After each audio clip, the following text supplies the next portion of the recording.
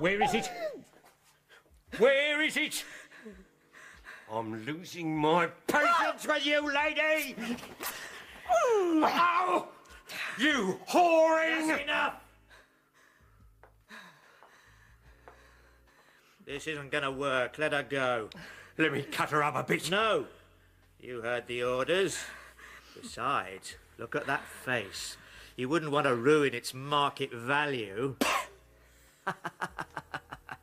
Superb. Let her go.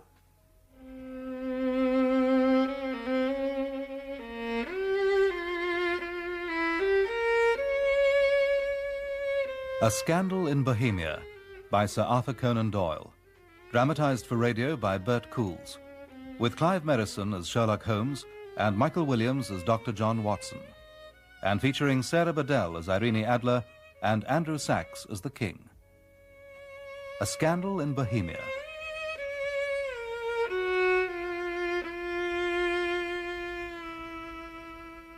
To Sherlock Holmes, she is always the woman.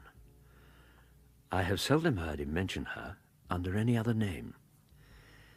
In his eyes, she eclipses and predominates the whole of her sex. It was not that he felt anything akin to love for her. All emotions, and that one particularly, were abhorrent to his precise analytical mind. Love. Love is an emotional thing, and whatever is emotional is opposed to true, cold reason. Which you place above everything else. Of course, I should never marry myself. Ha! I'd like to see the woman who'd take you on. Lest I bias my judgment. I trust that my judgment may survive the ordeal. And yet to him, there was one woman. And that woman was the beautiful Irene Adler, of dubious and questionable memory.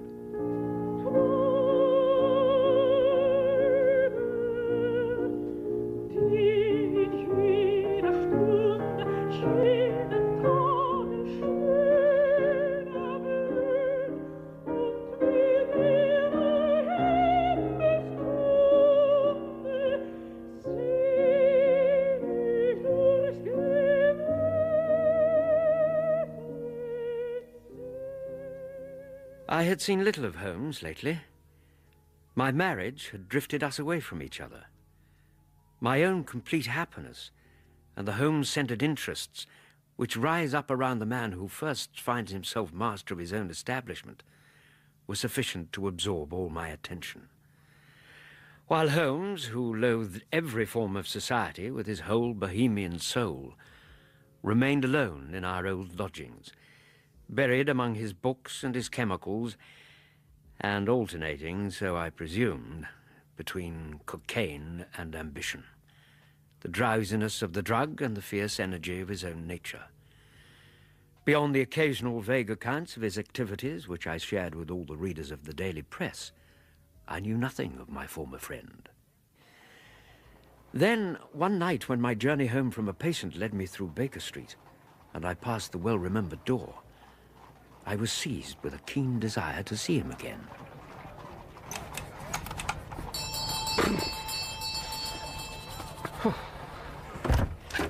Good evening, Mrs. Hudson. Oh, I do beg your pardon. Good evening, sir. My name is Turner. May I help you? Is Mr. Sherlock Holmes in? He is, sir. Do you have an appointment? An appointment?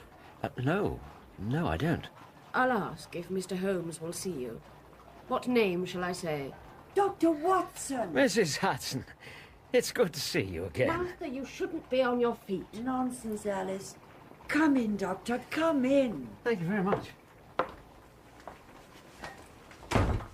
Now, Martha, you go and rest. Oh, stop fussing round me, Alice. I'm perfectly all right. Just as you like. I'll be in the kitchen if I'm wanted. Mrs. Hudson, who on earth was that? Oh, you mustn't mind her, Doctor. She's my cousin, Alice Turner. She's been giving me a hand. Have you been ill? Oh, I'm fine now. She'll be off home in a day or two, and neither she nor Mr. Holmes will be shedding a tear about it if I'm any judge. Now, let me look at you. Doctor, you're a real sight for sore eyes. And how's Mrs. Watson? She's very well, thank you. Mrs. Hudson, you shouldn't let him wear you into the ground. Why didn't you send for me? Now, sir, you have your own life to lead and a good woman to be thinking of. I'll announce you... No. You stay down here and get some rest. Do you think he'd be pleased to see me? Of course he will. Up you go now.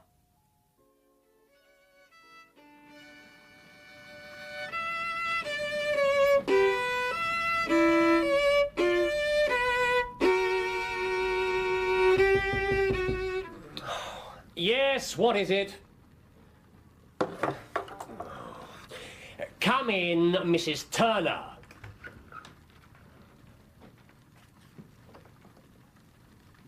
Good evening, Holmes. Watson. I was passing the door. Pray, come in. Thank you. Phew. It's a cold night. Wedlock suits you. You've put on 7.5 pounds since I saw you last. 7. Just a trifle more, I fancy. Perhaps. You are back in practice, but your list is not yet a wrong one. Tonight you called on a patient in a prosperous household to which you travel by 4-wheeler. You got yourself very wet lately, and you have a most clumsy and careless servant girl. Would you care for a whiskey? Oh, my dear fellow, how are you? Oh, I've been kept busy. I'm delighted to hear it. Take off your coat, Watson. Have a seat. Thank you. Now, you'll join me in a drink. Oh, that would be very welcome. How is Mrs. Watson? Oh, she's in excellent spirits. Oh, splendid, splendid. Here we are. Thank you. Your very good health. And yours. Mary's just about to give notice to our servant girl, though how you could tell she was so bad is beyond me. You know, if you'd have lived a few centuries ago, you would certainly have been burned. That would have been a tragedy. The world would have been denied your colourful exercises in romantic fiction. Oh, you mean those reprehensible little efforts that have made your name and brought you so much work? No. Don't waste your time thinking up another sarcastic answer. Just tell me how you knew about Mary Jane. By the inner side of your left shoe. Go on.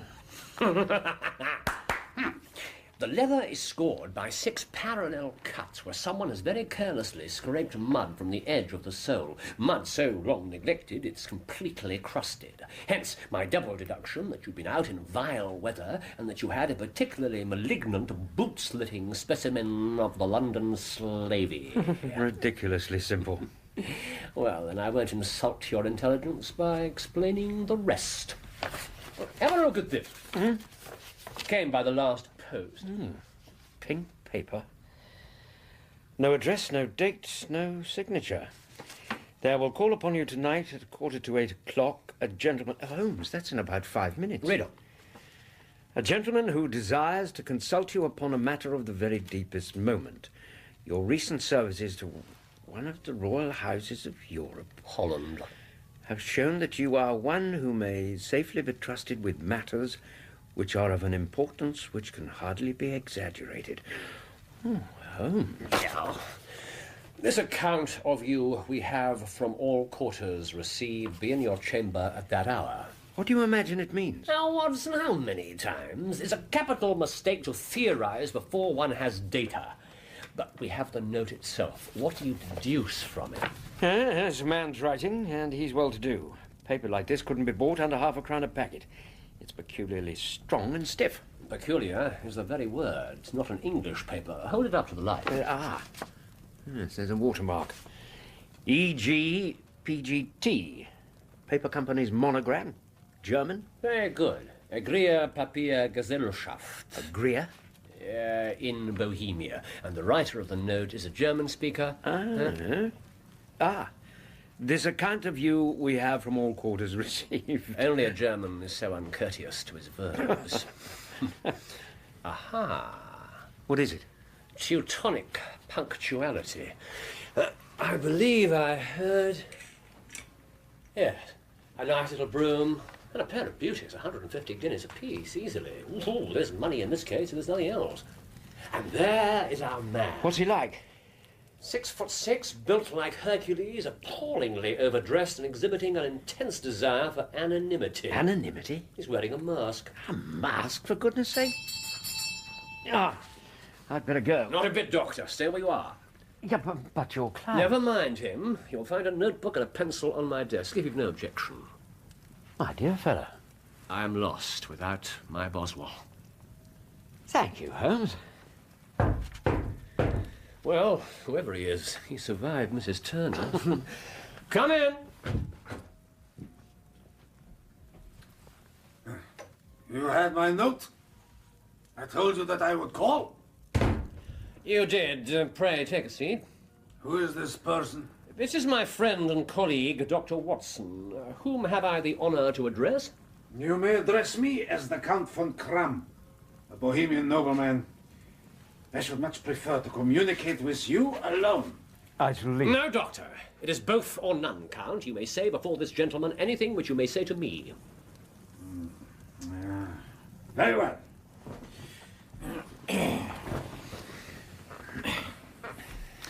You will excuse this mask.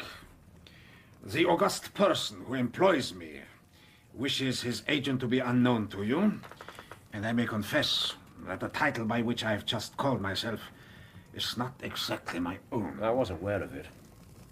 The circumstances are of great delicacy and could grow into an immense scandal. It is not too much to say that the whole course of European history could be affected. To speak plainly, the matter implicates the great house of Ormstein, kings of Bohemia. I was also aware of that. Sir, you were represented to me as the most energetic agent and most incisive reasoner in Europe. Your informant was not in error.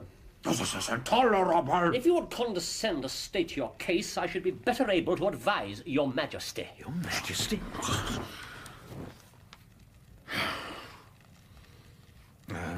You are right. I am the king. Why should I attempt to conceal it? Why, indeed. Your Majesty had not spoken before I was aware that I was addressing Wilhelm Gottreich Sigismund von Ormstein, Grand Duke of Kassel-Felstein and hereditary King of Bohemia. Do please sit down. Thank you. Doctor, if you please. Certainly. What are you doing? I'm taking notes. Confidential notes. Very well. The facts are briefly these. Some 5 years ago, when I was still only Crown Prince, I made the acquaintance of the well-known, adventurous Irene Adler. The name is no doubt familiar to you. Irene Adler. Look her up in my index, Doctor. Yes, well. Adler. Adler. Irene. She's a singer, born in New Jersey in '58. Here. Contralto. La Scala. Imperial Opera of Warsaw, yes. Retired from the operatic stage 2 years ago at the age of only 28. Now lives in London, once celebrated throughout Europe as an adventuress. Gotcha. Your Majesty, as I understand, became entangled with this person. Entangled? Yes. Yes, that is exactly the word.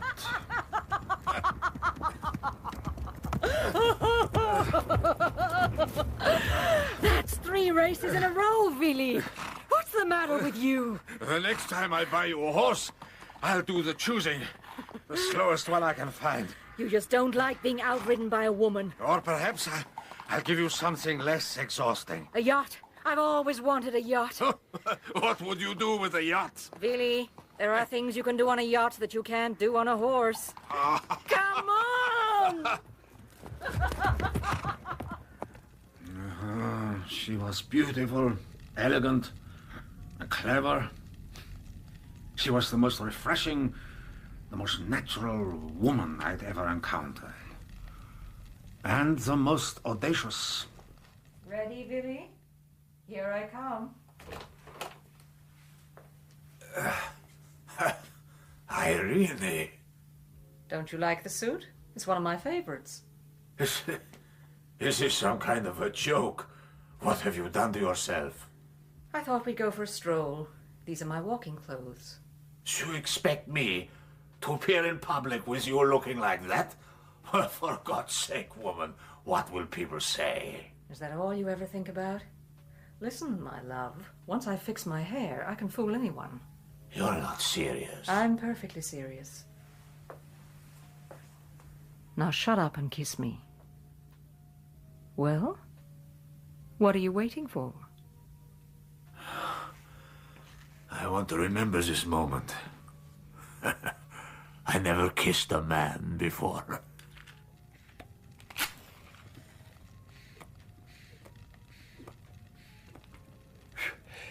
And Your Majesty wrote this singular young lady some compromising letters and is now desirous of getting those letters back. But how could you possibly know that? I'm not exaggerating when I say that if certain individuals suspected that I even so much as spoke to that woman, the effects would be calamitous. Was there a secret marriage? No, none. No legal papers or certificates? None. Then I fail to follow, Your Majesty. If she should produce her letters, how is she to prove their authenticity? There's a writing.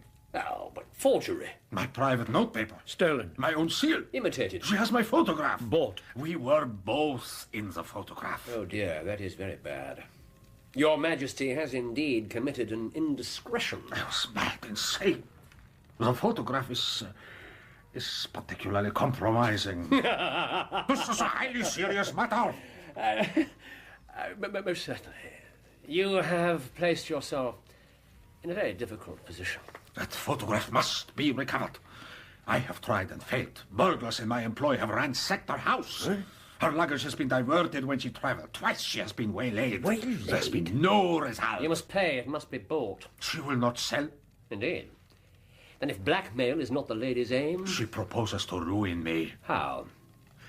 I am about to be married. So I have heard. To Clotilde Lotman von Saxe-Meiningen, second daughter of the King of Scandinavia. A family of strict principles. Strictest. The princess herself is the very soul of delicacy. A shadow of doubt as to my conduct would bring the matter to an end. That must not be allowed to happen. And Irene Adler threatens to send them the photograph. And she will do it. I know that she will do it. She has a soul of steel. She has the face of the most beautiful of women and the mind of the most resolute of men. You're sure that she hasn't sent it already? Yes, I'm sure. She has said that she would send it on the day that the betrothal is publicly announced. That will be next Monday. Oh, then we have 3 days. That is very fortunate. I do have 1 or 2 matters of importance to look into just at the present. Your Majesty has not told us everything. What do you mean? Why will she do this thing? Why does she wish to see you ruined? But you ask the obvious. She fell hopelessly in love with me. Rather than see me marry another woman, there are no lengths to which she would not go. Rather than see you marry another woman?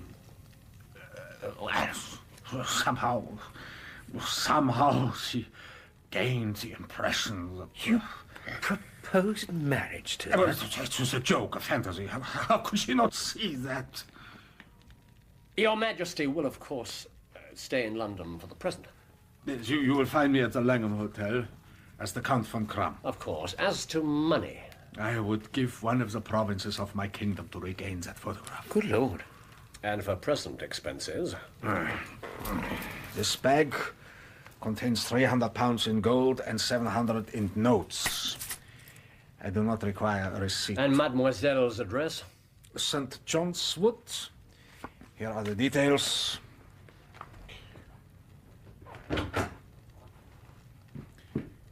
Do not fail me. Holmes? A charming gentleman. I'm not sure that I do not approve of the lady's intentions.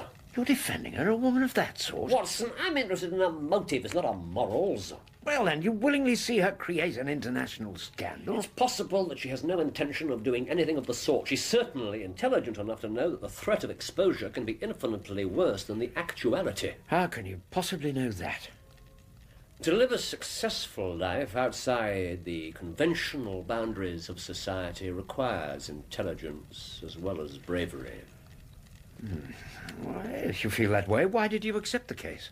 Because a man who's already tried burglary, theft and violence is only a small step from something more drastic. You can't mean that. A reigning monarch? Powerful interests are at work here, Watson. I believe I can resolve the situation with a minimum of fuss. Assuming you manage to recover the photograph. Oh, really, Doctor?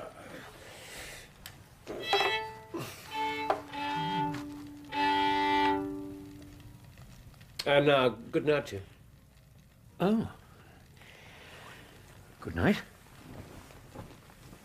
Would you care to call tomorrow afternoon at 3?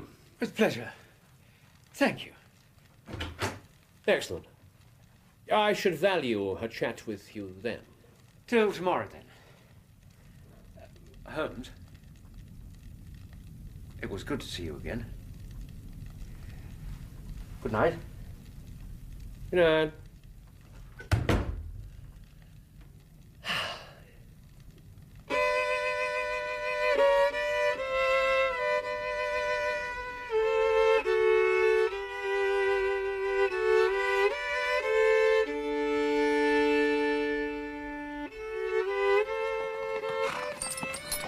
Easy, boy.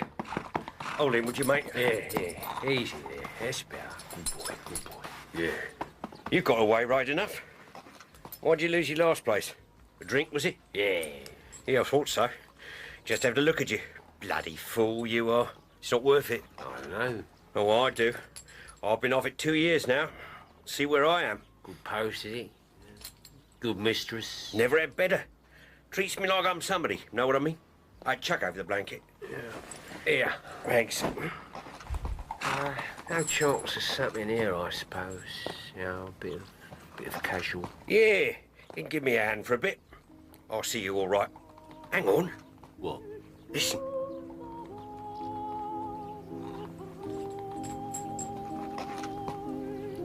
That's her. Nice, eh? Yeah. Nice.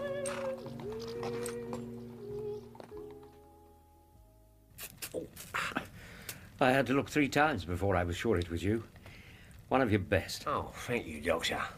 I'm afraid your opinion isn't shared by the fearsome Mrs. Turner. She saw you done up like that? In the hall when I came in. It took me 5 minutes to convince her that I wasn't a burglar, and as soon as I'd succeeded, she announced her intention of leaving this madhouse never to return.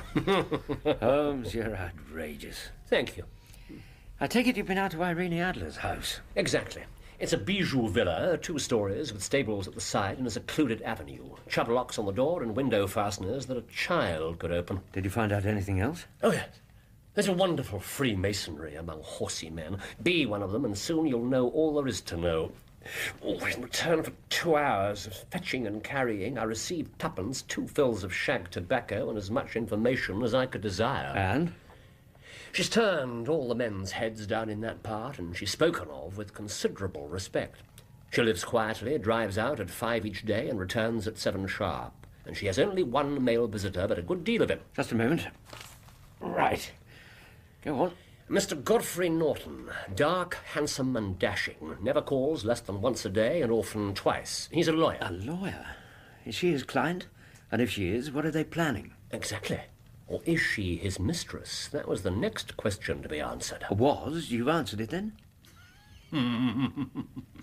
I take it that's a yes. After I'd exhausted my friend and the muse, I went round to the front of the house and lounged. Halfway through my first pipeful, things began to happen. Wait there, cabby, sir. It was Norton himself, exactly as he'd been described to me. He pushed past the maid with the air of a man who is thoroughly at home. Fetch your mistress's carriage. Hurry, girl. The maid rushed round the corner to the mews, and I could see Norton through the windows of the sitting room, pacing up and down and waving his arms. I was concerned about being so obvious an observer, but he ran straight past me when he emerged, and I doubt even registered my presence. The Church of St. Monica in the Edgware Road. Half a guinea if you do it in 20 minutes. Right you are, sir. Up there! Before Norton's cab had turned the corner, up drove my friend the coachman on a neat little landau, and before I could even think about concealing myself, Irene Adler had swept past me and climbed in. You saw her? What's she like? The Church of St. Monica, John. We must reach there before 12. Ma'am, up there! Holmes? What is she like? She is a lovely woman, Watson, with a face a man might die for. A face a man might die for? What did you do? Yeah, I was just balancing whether I should run for it or whether I should perch on the back of her landau when a cab came through the street. The driver looked twice at such a shabby fare, but I jumped in before he could object. We drove like the devil, but the others were there before us. Forgive me, sir, but you must allow me to know my business. I tell you that it would not be valid. But it's well before 12. What's your objection? That is not the only requirement the law demands. I'm sorry, but we simply cannot proceed. Oh. I lounged up the side aisle, keeping in the shadows.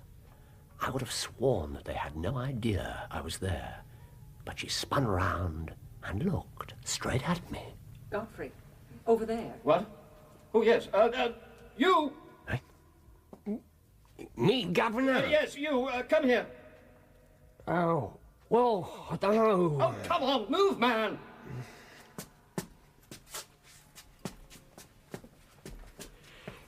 Yes, Governor. Mrs. Just stand there quietly, please. Well, man? Splendid. Dearly beloved, we are gathered here today in the sight of God. Before I knew where I was holding a ring and generally assisting in the secure tying up of Irene Adler, spinster, to Godfrey Norton, bachelor. It was the most preposterous position I've ever found myself in. I was standing as close to her as I am to you. Closer. Did she suspect you? I do not believe so. After the ceremony, we exchanged a few words. What? Oh, there was no avoiding it. Congratulations to you both. Thank you very much. Yes, thank you. Come along then, Mrs. Norton. Oh, just one moment, Godfrey. Sir, please. Me, Mrs. Please, come here. Ma'am. I want to thank you for being there when we needed you. Ah, it's my pleasure, ma'am. I think you were a lucky omen for our future. It was fate that brought you into the church. I don't believe in fate, Mrs. Oh, my friend, don't you have any romance in you at all? I'll best be off, ma'am. Wait. Here. No, Mrs. I'm not a beggar. To please me. I'm obliged then, ma'am. Good luck to you. And to you, my friend. What did she give you? A sovereign. Here. I mean to wear it on my watch chain in memory of the occasion. Ah. This is a very unexpected turn of affairs. Well, there was still one more surprise to come. After being in such a palpable rush to get married, bride and groom proceeded to go their separate ways. He back to the inner temple and she to her home. She even plans to take her usual evening drive. I heard her say so. It's as if they wanted to keep the whole thing secret. If you were right about the king's intentions and they've somehow got wind of them, it could be that she feels safer as Norton's wife than as his mistress. Or was it no more than a sudden whim? Did she strike you as a creature of impulse? Holmes? We must act quickly. I need your cooperation this evening. I shall be delighted. You will require stealth, nerve, and accuracy. Accuracy? Yeah. Oh, one more thing. I trust you've no objection to breaking the law.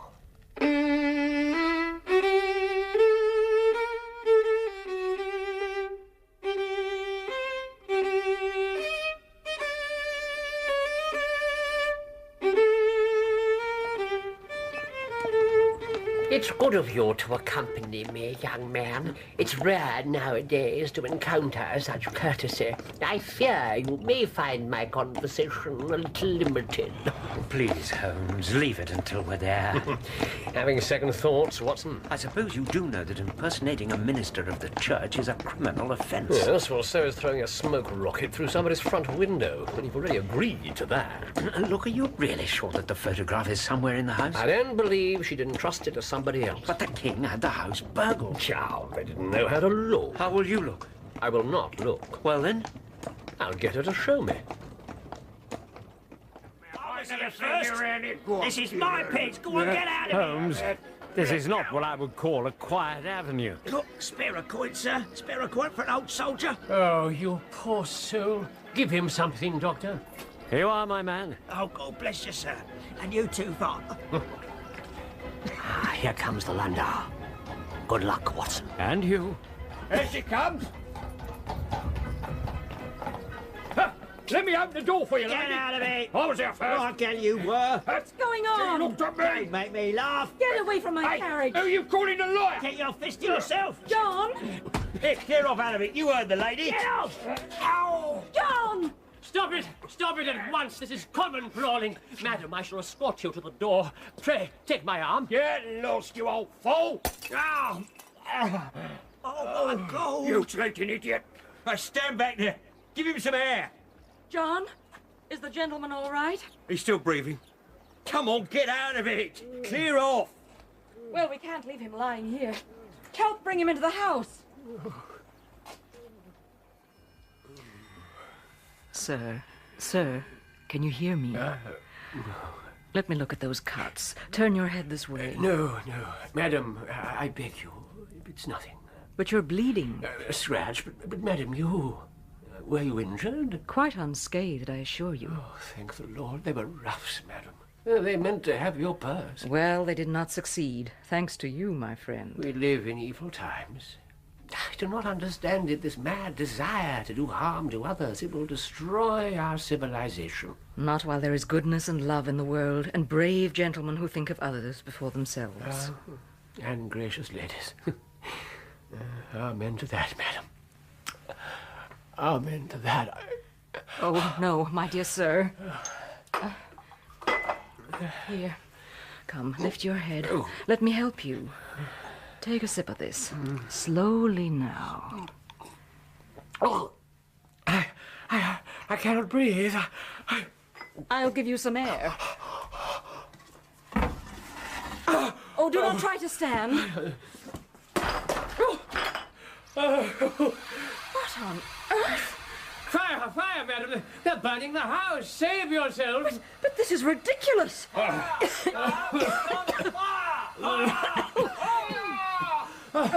Save yourself, madam! Don't alarm yourself, my friend. This is just some sort of a stupid prank. I'll ring for someone. Oh, madam, I implore you, your life is in peril. You're right. We must get out. Wait, I'll help you. Just one moment.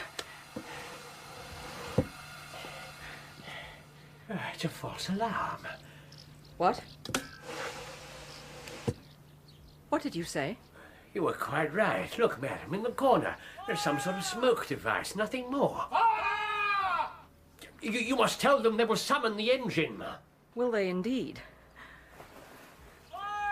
There is no fire! It was a false alarm! Congratulations, Watson. A first-rate job. Doctor? Holmes, I don't think I've ever felt more heartily ashamed of myself. My dear fellow. When I saw that beautiful creature and the way she treated you. I thought you objected to her morals, Watson. Damn it, Holmes. She's a kind and graceful woman. And we were conspiring against her. Yes. Lay aside your scruples, Doctor. A job is a job, and it worked perfectly. You have the photograph? I know where it is. Hidden behind a sliding panel, just above the right bell pull. And how did you find out? She showed me, as I told you she would. When a woman thinks that her house is on fire, her instinct is at once to rush to the thing which she values most. It's an overpowering impulse, and I've taken advantage of it several times. A married woman grabs at her baby, an unmarried one reaches for her jewel box. And you reasoned that she had nothing in the house more precious to her than that photograph. Exactly. And I was correct. Well, why didn't you secure it then and there? Well, it was too risky. If we're over hasty, it may well ruin everything. Now, let's see if we can't find a cab. I believe we've earned our dinner. You realized, of course, that everyone in the street was an accomplice. Only after you'd given me the shock of my life, I really did think you'd been killed. Oh, what? I mean, what would I have said to the king? There you are, driver. Thank you, sir. Walk on. Our quest is practically finished. I shall call back there tomorrow with the king. With the king? Yes, and with you, if you'd care to come. Thank you. It's a well-run household. We shall be shown into the sitting room to await the lady, but I think it probable that when she comes, she may find neither us nor the photograph. Holmes, are you aware that we are being observed? Observed?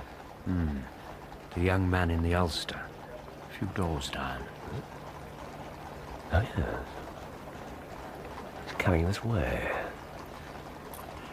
Are you sure that Mrs. Watson isn't expecting you back tonight? Quite sure. She knows you too well. Good night, Mr. Sherlock Holmes. Holmes? Someone you know?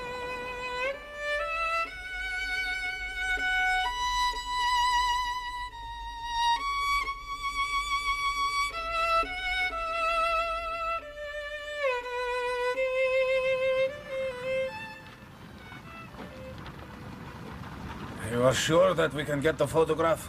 I have hopes. Hopes? In your wire you said it was certain. Irene Adler is married. Married? Yesterday, to an English lawyer named Norton.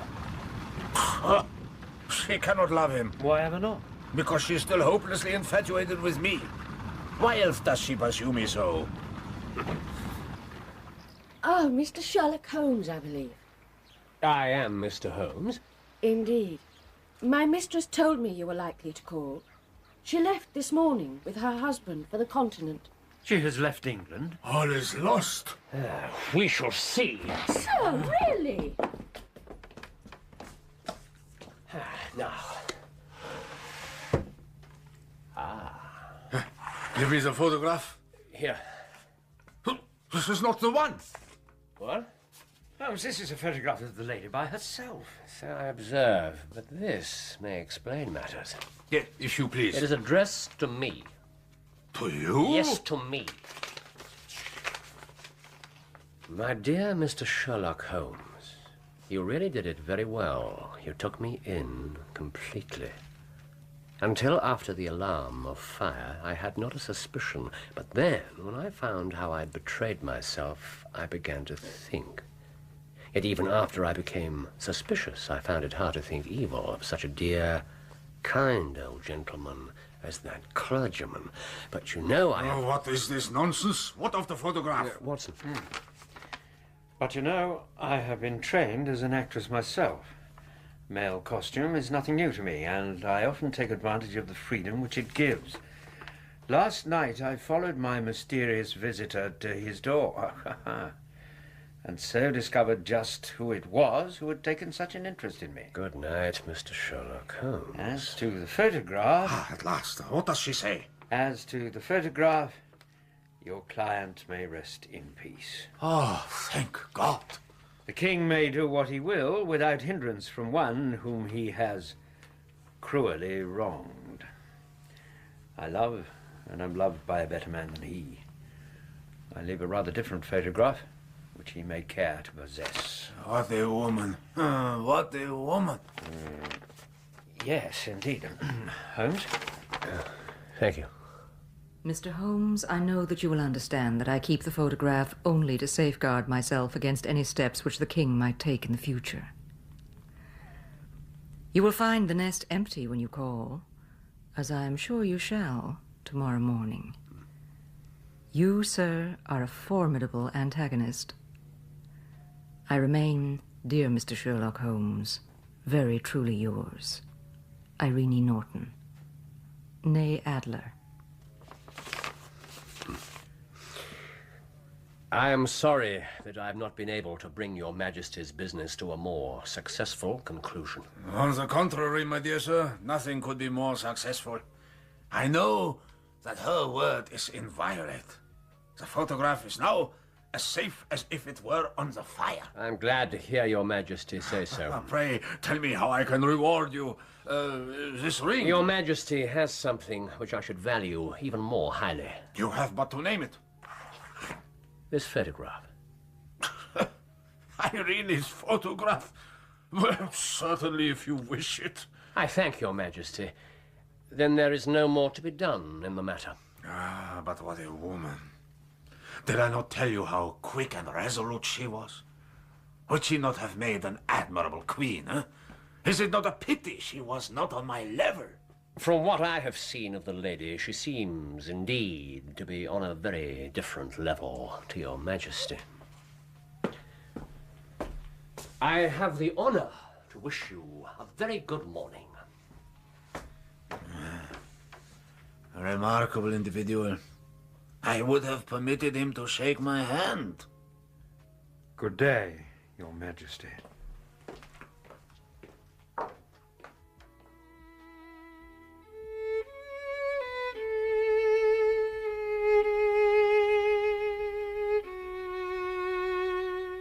And that was how a great scandal threatened the kingdom of Bohemia, and how the best plans of Mr. Sherlock Holmes were beaten by a woman's wit. He used to make merry if ever I mentioned the cleverness of women, but I have not heard him do it of late. And when he speaks of Irene Adler, or when he refers to her photograph, it is always under the honorable title of the woman.